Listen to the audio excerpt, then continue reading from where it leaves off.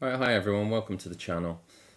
Today is the first video actually that I'll be posting on this channel, Dawn of War, which is a new Warhammer 40,000 YouTube channel that I've decided to make. And a lot of the videos are just going to be me rambling on about Warhammer, talking about what's coming out, what models I've seen and bought, and things to do with the game and the Warhammer universe.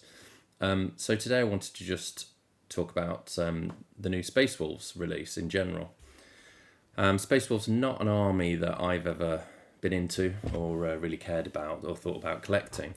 I'm much more of a Black Templars and Dark Angels fan. But I think as a lot of people have noticed, the new models are exceptional and some of the best models that Games Workshop have ever produced. And so I think there'll be a lot of Space Wolves fans and newly converted Space Wolves players over the coming months. So I just wanted to do a summary of what will be coming out and what will be going on pre-order this Saturday. So we first heard about the new Space Wolves refresh as per this article on Warcom on the 27th of March, where they released the details of the upcoming box set, and that will be going on pre-order this Saturday to be released in 2 weeks' time. And if you want a copy of that box, I'd suggest getting online about 10 to 10 on Saturday morning, and either trying to get it through the Games Workshop website or through your favourite third-party provider. I use Hobby Workshop, Gaming Figures, Element Games, and Dark Sphere. They're the four, and also I should say Alchemist Workshop as well. Their stock is seems to be less than some of the bigger outlets, but they're very reliable. But those are the ones that I've mainly used in the past and continue to use today.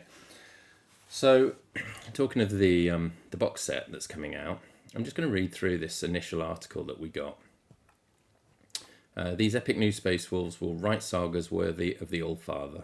So, and as you can see, this was at the Adepticon reveal show that this dropped, and it was a bit of a shock because I don't think people were really expecting such a large refresh, a proper refresh for the Space Wolves, but that looks like pretty much what we're getting. So it says, the sons of Russ howl into the stars once more, for Armageddon stands on the brink. And I think that alludes to the fact that we're that the next campaign in Warhammer 40,000 is going to be centered on Armageddon, which is a world, one of the most famous worlds in the Warhammer 40,000 universe. It's more synonymous with Orcs and Black Templars, but for some reason that's where the Space Wolves are going to be based for their rejuvenation and new model line. Armageddon stands on the brink, and the Space Wolves rise to its defence once more. And we had a little video here, and I'll just play this. Might as well play it. I think it's only short.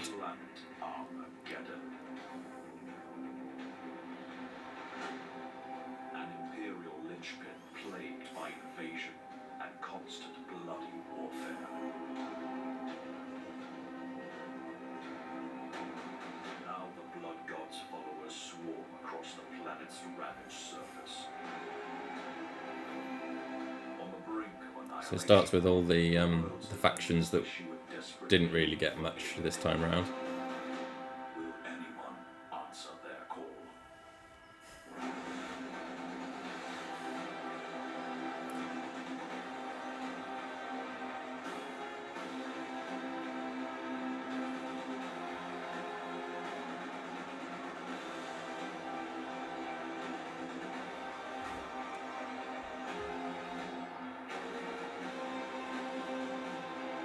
Yeah, and those were all the new releases for the Death Guard and Thousand Suns.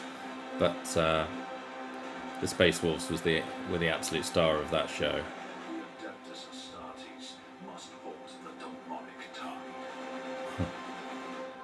The Demonic Tide. So it looks like World Eaters, maybe Angron invading the world of Armageddon. I think Angron's been there before in the lore as well. So but no idea why the Space Wolves were involved or will be involved, other than the fact that their new models are being released at the same time. The Wolves of Fenris are strapping on their pelts and roaring into action with a wide range of new miniatures, just some of which you can find in the upcoming Space Wolves army set. This is also the first place you'll be able to get their new codex.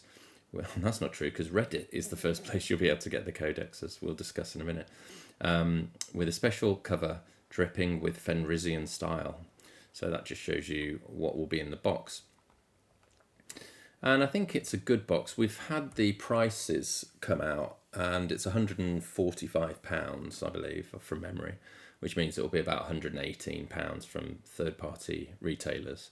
I think that's reasonable for what you get. I think you get 28 models, but again, some of them are the little wolves, and 20 of them are kind of bog standard Primaris Marines, really, just with a bit of a Space Marines flourish, or Space Marines decals and head options, etc. The core of this box are the true sort of Space Wolves individual units, or Space Wolves specific units, and we'll get onto those. But starting with the Bloodclaws, the impetuous Bloodclaws are neophytes who cut their teeth as assault troops. Where other chapters temper new recruits in scout companies, the Space Wolves prefer to channel this youthful aggression into vicious close quarters assault. And that's interesting, because the rumours have been that that the Space Wolves were going to get a special scout unit, maybe in a kill team box, or as a separate release, or even maybe part of this release. And that doesn't seem to be true. I don't think scouts are in the new codex.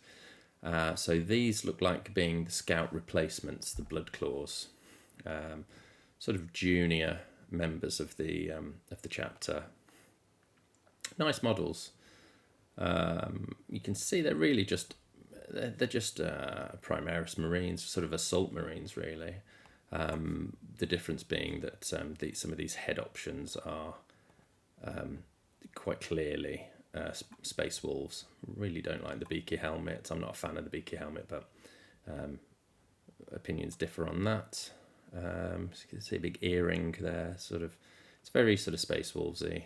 Other than that, it's more the way they're painted, and the decals, as I say. I mean, you can see his hair and the Mohican thing there. That's very sort of Space Wolves-esque, because their aesthetic is largely built on sort of Viking style. So the next unit is the Grey Hunters. Once they've worked out their natural ferocity and earned a modicum of discipline, they are assigned to a Grey Hunters pack. These more experienced troops carry lighter bolt carbines into battle, so they can fire on the move, always closing on their foe until they can get into close combat. And again, these are pretty synonymous with your general Primaris Marine. Little details like that is a little Space Wolves emblem there, or like a rune. And again, like the teeth dangling off everything, and the pelts, the fur pelts, hanging off that chap there, and again that iconography there, very Space Wolvesy. So it's a nice little twist on what we've already got in the Space Marines range. But yeah, fantastic models, really. I think. I don't know whether these are painted on, these rune-like wording symbols, or not. But yeah, nice unit. But then we're getting on to the proper sort of stars of the show here, the Wolfguard Head Takers. The Wolfguard are the chapter's greatest veteran warriors, who can fulfill a variety of roles, including wearing precious suits of Terminator armour. Some are selected as head takers, especially those who retain their youthful energy, charging down the toughest foes with packs of loyal wolf companions. I wasn't a fan of the wolves when I first saw them. I mean, they look slightly derpy to me. I mean, that doesn't look particularly realistic, but I don't know. I mean, it's Warhammer 40,000 is anything realistic, really, but I don't think they're the best sculpts GW have ever produced. But the actual Marines themselves are fantastic, in my view. I mean, the character and the flavour is epitomizes Space Wolves in a way that certainly we didn't have when the Primaris Marines first came out in 2017 or roundabouts then. They were, I think, intentionally designed to be quite bland, to be very streamlined, and to allow the player and the collector to make of them what they want. And then they've slowly started to embellish them over the years, with upgrade kits and with individual units that have a lot more flavour from the individual chapters that they're from. But these models are great examples of the chapter that they represent. Again, the sort of Viking theme, these fantastic round shields. You can obviously build these in a variety of ways so that they're either sort of axe and shield, headless or with helmet, or you can have them dual wielding. For me personally, it doesn't make sense, but to have them helmetless, with the sort of Viking look to them, and with the round shields, just looks awesome. Fantastic models. And then this is the sort of leader, the Wolfguard battle leader. I'd say he's the real standout model from this box. The Wolfguard battle leaders are field commanders who hold roughly the same rank and duties as the lieutenants or lieutenants of the more codex compliant chapters. They can take a range of weaponry and come with various cosmetic options. So if you want to collect Space Wolves army, a couple of these, at least 2 or 3 of these, will be on your shopping list, because as with the Lord Exultant that came out with the recent Emperor's Children release, you can build this model in a variety of ways and fulfill sort of different roles on the battlefield. Again, looks fantastic with it's really gone to town with the wolf pelts. And the detailing on the round shield and the hammer, just brilliant. Really, really nice models. And I think this is the last one in the box, and it's the Wolf Priest, which is a new take on the priests.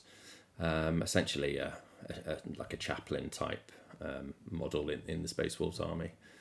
The duties of both chaplains and apothecaries are handled by sombre wolf priests. I didn't realise that they're also apothecaries, who form a vital part of the Space Wolves' cultural hierarchy, both as storytellers and healers.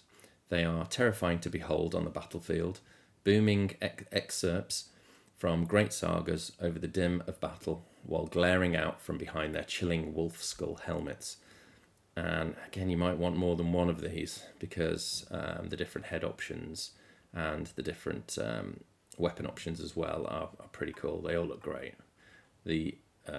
One thing I really hate about the Space Wolves is when GW have made them sort of wolf heads, and they've lent into the sort of the wolf side of things rather than the Viking aesthetic. But they haven't made that same mistake here. The sort of wolf type skull helmet looks great actually on this miniature. And then here it's just advertising as well that you get the codex with the box, and you can see here a little preview, because that is one of the new Terminators, the new Space Wolf Terminators, that is also being released, but just slightly, probably in just a few weeks after the box comes out. And we'll just talk about those now, actually, because the next article after this one, and as I say, this was end of March, 27th of March, and then a month later, I remember this just dropped out of nowhere again. Nobody was expecting this to be announced the day the article came out, but this article dropped on the 28th of April, and as they say, a model reveal. It was just simply a reveal of all of the new characters that are also being refreshed with the Space Wolves range.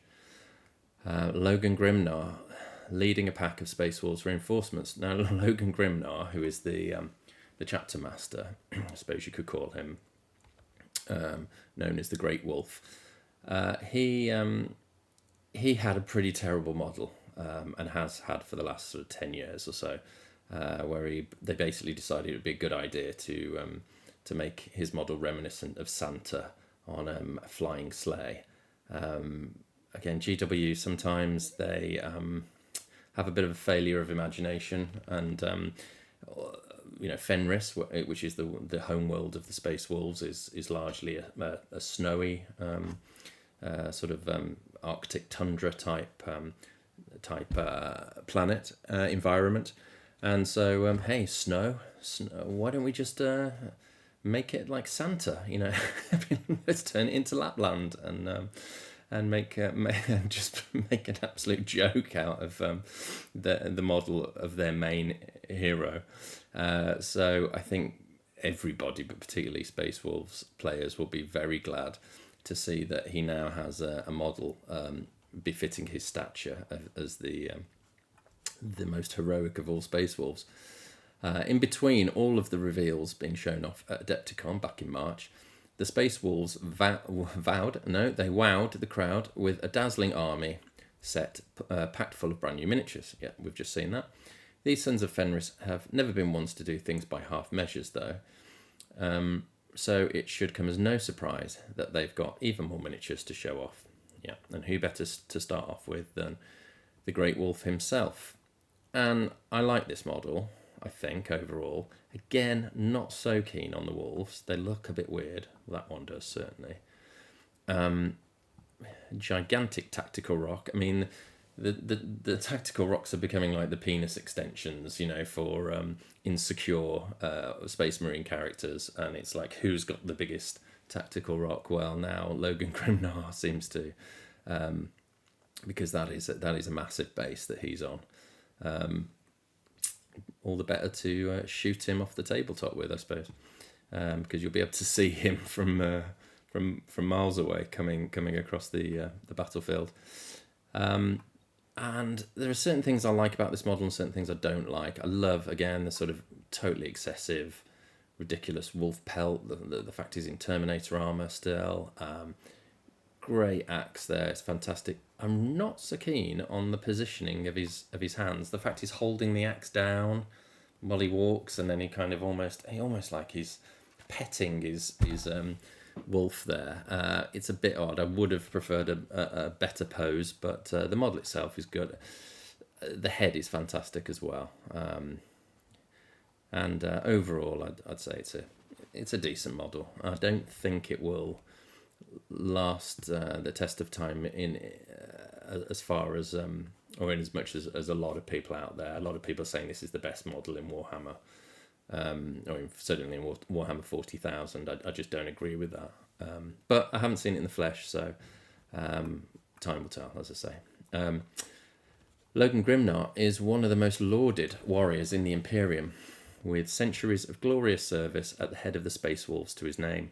The High King of Fenris cuts an imposing figure flanked by his twin wolves, Turnak and Fenrir, carrying the legendary axe Morkai and draped in Fenrisian ornamentation, from thunderwolf furs to intricate runic scribing.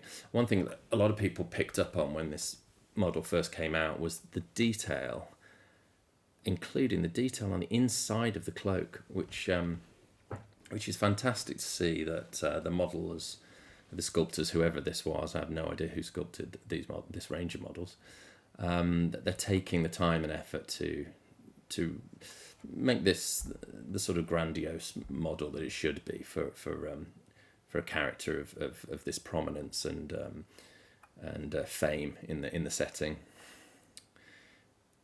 He isn't the only celebrated hero of the Space Wolves getting an update, though, as anywhere the Great Wolf goes, his personal champion isn't far behind.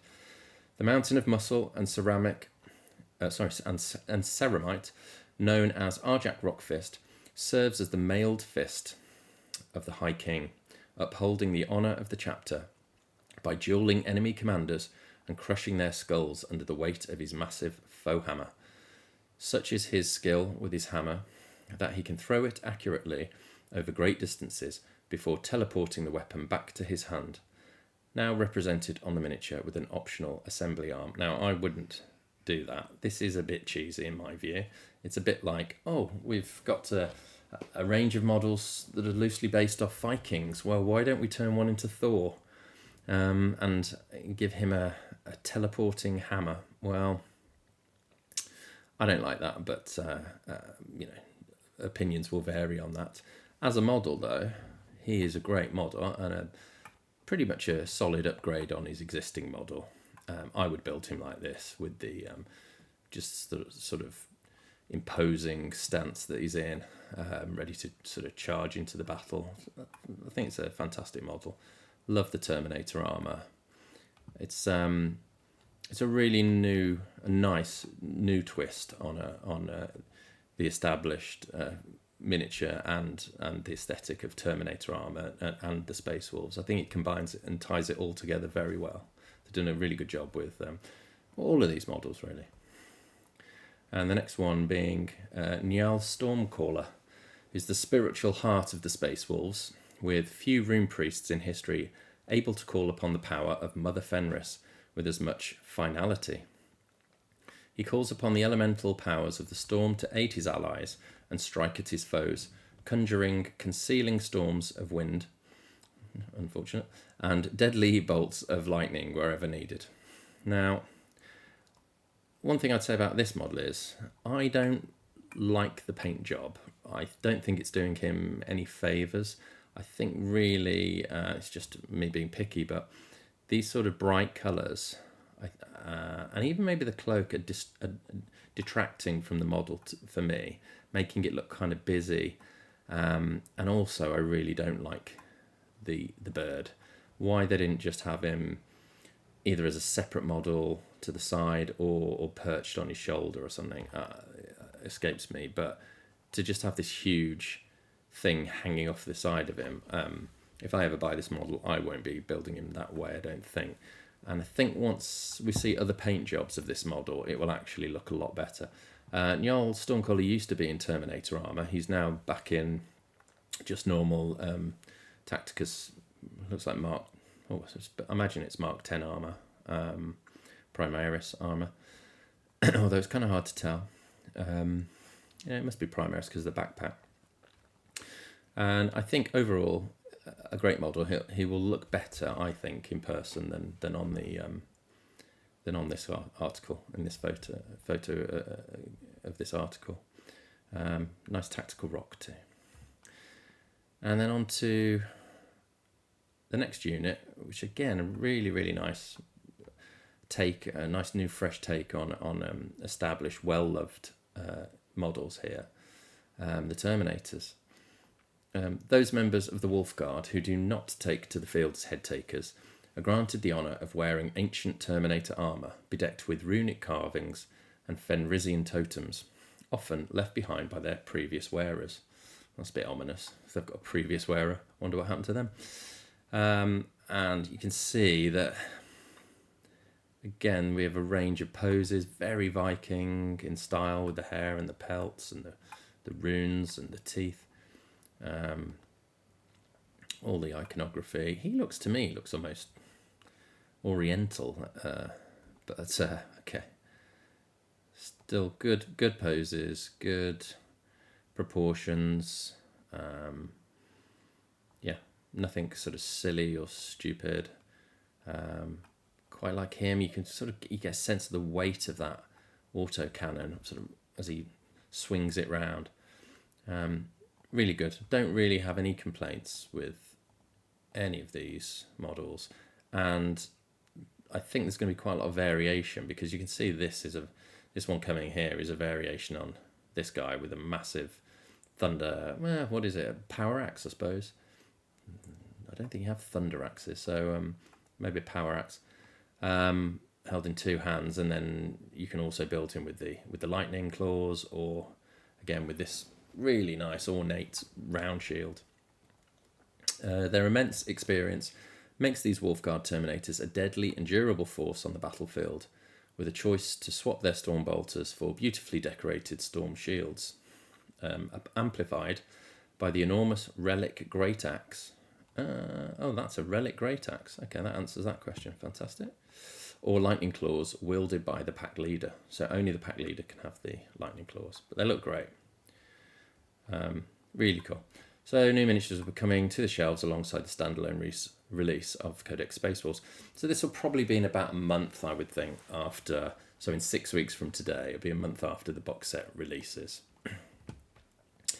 And then the final article that we've had, there's been a few Space Wolves articles recently, but there've been more about the rules. The last article that we had specifically about the models themselves was 2 days ago, and this is all in the run up, obviously, to the pre-orders. And I'll just read it. Space Wolves meet the new leaders of the pack. The annals of the Adeptus Astartes are replete with legendary warriors and mighty champions, but when it comes to full-on, unnecessarily awesome levels of glorious heroism, nobody does it better than the Space Wolves, at least according to Fenrisian superfan Sai, who you may know from Warhammer TV. So I'm guessing Sai is the person that wrote this article. Well, luckily for you, the upcoming range includes no fewer than 5 new and updated characters, as well as a bespoke detachment in which to get the biggest bang for your heroic buck. But before we delve into the aptly named Saga of the Bold detachment, let's take a look at the new characters and which of the chapter's units are worthy enough to accompany them into battle. So maybe I won't read through all of it. This is a bit of a mix of again showcasing the new models and also telling us some of the new rules that are coming out. So the Wolfguard Terminators, they're all rugged resilience. Each time an attack targets this unit, if the strength characteristic of that attack is greater than the toughness characteristic of this unit, subtract 1 from the wound roll. That's a really nice rule on the tabletop. They will be seeing a lot of action, I would think, going forward once they've been released. And I won't go through all these because it's just rules, and rules change, and I'm not quite as interested in the rules as I am the models. Rules are always changing. Models change once every decade. So, but what I am interested in is what models and characters made the cut for the new codex, because I'm not a Space Wolves fan, as I said, although it might be after these models get released. They're so nice. I have a lot of Warhammer books, but the only two, and I'm talking rule books and codexes, etc. The only two I have for Space Wolves is the 8th edition codex and a 7th edition supplement called Champions of Fenris. And just by going through those books, it's striking to see how much the Space Wolves have lost with this new release. So I'm just going to quickly read through, or just mention the number of units that was in the Space Wolves Codex in 8th edition. So there is Logan Grimnar, obviously. Logan Grimnar on Storm Rider, Arjak Rockfist, Bjorn the Fell-Handed, Njal Stormcaller, Njal Stormcaller in Runic Terminator armour, a Rune Priest in Terminator armour, a Primaris Rune Priest, a Rune Priest, Ulrich the Slayer, a Wolf Priest in Terminator armour, a Primaris Wolf Priest, a Wolf Priest, Ragnar Blackmane, Crom Dragongaze, Harold Deathwolf, a Wolf Lord on Thunderwolf, a Wolf Lord in Terminator armour, a Wolf Lord in Cataphracti armour, a Primaris Wolf Lord, a Wolf Lord in Gravis armour, Canis Wolfborn, Wolfguard Battle Leader, Primaris Battle Leader, Wolfguard Battle Leader in Terminator armour, Wolfguard Battle Leader on Thunderwolf, an Iron Priest, Bloodclaws, Grey Hunters, Intercessors, Wolf Scouts, Reavers, Aggressors, Servitors, Lucas the Trickster, Wolf and Dreadnought, Great Company Ancient, Primaris Ancient, Great Company Champion, Wolfguard, Wolfguard Terminators, Dreadnought, Wolfguard Cataphracti Terminators, Wolfguard Tartarus Terminators, Venerable Dreadnought, Contemptor Dreadnought, Redemptor Dreadnought, Wolfen, Murderfang, Skyclaws, Swiftclaw attack bikes, Land Speeders, Inceptors, Thunderwolf Cavalry, Fenrisian Wolves, Wolf Scout Bikers, Cyber Wolves, Long Fangs, Hellblasters, Hunter, Stalker, Whirlwind, Predator, Vindicator, Land Raider Crusader, Land Raider Redeemer, Rhino, Razorback, Drop Pod, Land Speeder Storm, Repulsor, Stormfang Gunship, Stormhawk Interceptor, Stormwolf, and Armory of the Fang. Armory of the Fang, I think, might just be a list of the weapons. How many units was that? 50? Or maybe probably more? Now, a lot of the sort of generic units you can just get in the Space Wolves Codex, obviously, because in the Space Marines general Codex, because the Space Wolves can use, Hellblasters, Inceptors, etc. But there's a lot of Space Wolf specific units there that aren't making it into the new Codex. So it's almost right to say it's more of a Codex supplement than a Codex. And the second thing is that this release seems to be really half of an army refresh, and we've seen Games Workshop do this time and time again over the last several years. They did it with the Sisters of Battle. They've done it to a certain extent with Orcs, with Leagues of Votan. What other range release? They did it with the Eldar. They may have even done it with things like the World Eaters and the Emperor's Children, because the Emperor's Children release was several units, and it's a very small army range now, and it can't take that. They cannot take some of the wider choices such as Predator tanks, etc., and Vindicators, things like that. So again, we seem to be dealing with half an army, and I think Games Workshop's rationale for this is that they can just make you buy more things if they do it this way, because if they release half a new army, everyone's going to come out and buy that half and spend their money on that. The people with extra money will maybe they're starting an army, so they'll buy some of the older models as well, and then in 2 years' time, when the rest of the army gets released, they'll buy all the new ones. So it's not. I don't think it's very nice to do that. I think they should focus on releasing an entire army and let everybody have access to that and buy it and collect it in one go. I suppose the only argument in favour of it, you could say, is that it frees up resources so that they can focus a little bit on each, or a little bit on more armies, rather than just focusing very much on a few and releasing a few massive ranges throughout the year. So it depends, what your view is on that, but it just seems odd to me. And the reason I pulled the Games Workshop website up is that some of these models now are looking pretty long in the tooth. Bjorn the Fell-Handed, he's made the new Codex. He's made it into the new Codex.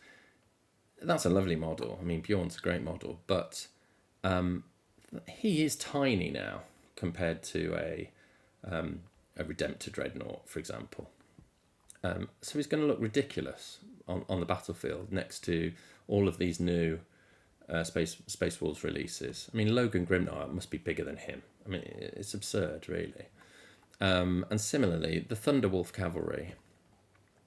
So if you collect Space Wolves and you buy all these new units that are coming out, if you want a competitive army, you're probably going to include Thunderwolf Cavalry in that army. And look at the state of these models compared to the new ones. They don't look terrible, but they're going to look out of place in your army. When they're side by side with the new Wolf models and the new larger scale Primaris Marines. And similarly, the other one that really stands out to me, well, the Iron Priest as well. It just doesn't look like it's from the same game, but the other one was the Wolfen. And just compare the Wolfen, their faces, their poses, etc., to some of these new models that are coming out, they're leagues away from the new stuff. So that's what I don't like about this release, is that it's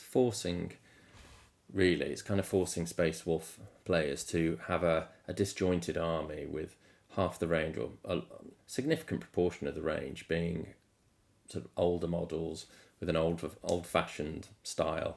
And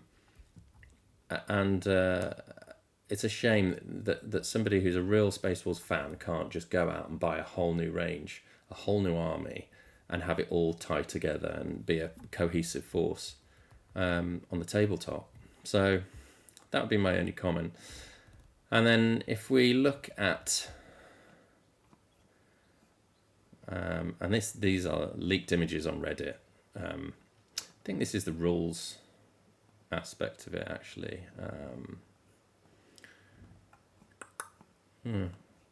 Well, I did have... here we go. Yeah, this is what we want. It is rules, but it's the data sheets. Let's see if I've got I thought I might have a contents page somewhere, but I don't. Just looking at that. Yeah, so that's the cover again with the Terminator on it. Seems very nice. Nice presentation. Nice box, etc. Whether you'll be able to buy it or not, you need to be pretty quick on Saturday. But just looking at the data sheet, so we've got Logan Grimnar, Jarl Stormcaller, then Ulrich the Slayer. Why didn't he get a new model? So now there's been a reduction in the amount of characters. I mean, just off the top of my head, Crom Dragongaze, Harold Deathwolf, Lucas the Trickster. These are characters which I think aren't making it now into this new codex. So you've got less characters, less named characters at your disposal. So you're more likely to take this character. Each of the characters is more likely to be taken. But again, this guy's an old model, so he's not going to sit very well next to these new glowed up, Logan Grimnar, Njal the Stormcaller, etc. Similarly with Bjorn, as I discussed. Ragnar Blackmane, well, that model only came out a couple of years ago, maybe 3 or 4 years ago. These are all new. And then you get the Iron Priest. Why wasn't the Iron Priest redone? He's going to look stupid now next to the Wolf Priest. I mean, they're doing their best here, but you'll notice that they haven't put any other Space Wolf next to him, because he's going to look tiny compared to like a new Primaris or a new Terminator.